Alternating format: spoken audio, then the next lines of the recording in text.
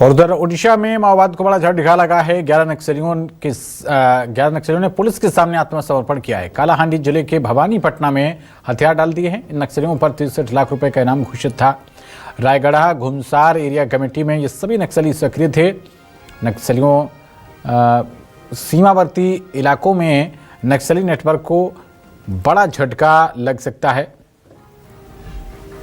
तो ये ओडिशा से बड़ी अपडेट। 63 लाख रुपए के इनामी नक्सलियों ने हथियार डाले हैं पुलिस के सामने। कालाहांडी जिले की भवानीपटना में ये आत्मसमर्पण किया है नक्सलियों ने। 11 नक्सलियों ने हथियार डाले हैं। रायगढ़ घुमसार एरिया कमेटी में ये सभी नक्सली सक्रिय थे। 31 मार्च डेडलाइन है। और ज़्यादा जानकारी के साथ हमारे संवाददाता आशुतोष तिवारी जुड़ गए हैं। आशुतोष, 11 नक्सलियों ने ओडिशा में भवानीपट्टनम में हथियार डाले हैं, क्या और अपडेट मिल पा रहे हैं आपको? देखिए, बिल्कुल जिस तरीके से आज 11 नक्सलियों ने जो है समर्पण किया है, इसमें डीवीसीएम भी है जो AK-47 लेकर अपने साथ चलता था। कई मामले में ये संलिप्त थे। बड़ी जो है बड़ी समय से इन जो जवान है, वहाँ के जो सुरक्षा एजेंसी है, वो इनकी तलाश कर रही थी। हालांकि अब ज़्यादा नक्सली बचे नहीं हैं, इसलिए ये तलाश करना बहुत आसान हो जा रहा है। और सबसे महत्वपूर्ण बात यह है कि सभी राज्यों के दबाव की वजह से, सभी राज्यों के प्रभावी सर्चिंग अभियान की वजह से जो नक्सली हैं अब जंगलों के बाहर आ रहे हैं और वे अब मुख्य धारा में जुड़ रहे हैं।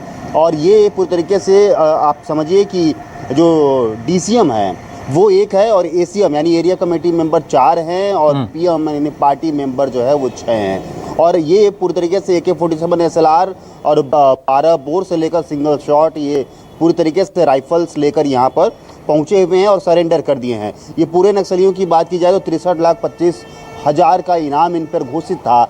और पूरी तरीके से आप समझिए कि जब भी नक्सली समर्पण करते हैं तो उनका जो सूचना होता है वो पुलिस जवानों, सुरक्षा एजेंसियों के लिए काफ़ी ज़्यादा महत्वपूर्ण साबित होता है, क्योंकि वही जानते हैं कि कहाँ बारूद का ढेर छुपाया गया है, वही जानते हैं कि कहाँ जो है डंप रखा गया है जहाँ पर हथियार रखे हैं या फिर उनके दैनिक उपयोगी सामान रखे गए हैं।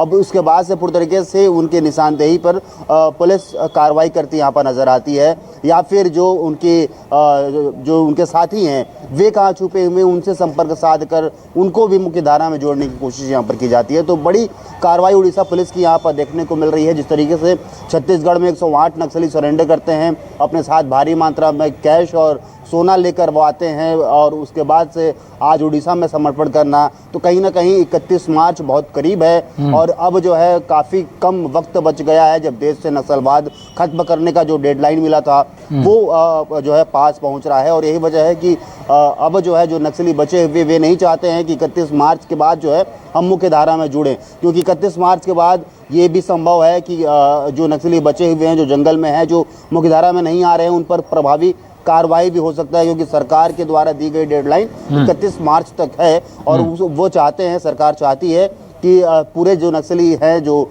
नक्सल विचारधारा के लोग हैं, वे मुख्य धारा में आए और अपने हाथों में संविधान लेकर जो है संविधान के तहत जीवन यापन करें। चाहे वो अपने हक की लड़ाई लड़ने के लिए उनको राजनीतिक ज्वाइन करना है तो वे राजनीतिक पार्टी में भी जा सकते हैं। तो पूरी तरीके से देखने वाली बात होगी कि 31 मार्च से पहले और संख्या में ये समर्पण होता है, क्योंकि बड़े नाम और भी बचे हुए हैं। पापा राव, मिस्र बेसरा जैसे बड़े नाम अभी भी जो है वो कहाँ है ये स्पष्ट नहीं है। पुलिस इनकी उनसे भी अपील कर रहे हैं कि आने वाले समय में जल्दी वे समर्पण करने, क्योंकि उनके पास दूसरा कोई विकल्प नहीं है। और अगर वे समर्पण नहीं करते हैं और जंगलों में बंदूक उठाकर चलना चाहते हैं तो कहीं ना कहीं फिर से वे बसो राजू के जैसे उनको भी ढेर कर दिया जाएगा। और अब उनके पास इतना पावर नहीं है, इतने हथियार नहीं है, इतना मैन पावर नहीं है कि वे अब पुलिस का जो है सामना कर सकते हैं। तो ये ज़रूर देखने वाली बात होगी कि आने वाले समय में भारी संख्या में और भी नक्सली जो समर्पण कर सकते हैं। जी चलिए, ठीक है, बहुत शुक्रिया आशुतोष आपका इस अहम जानकारी के लिए। आप इस पूरे मामले पर नज़र बनाए रखिएगा।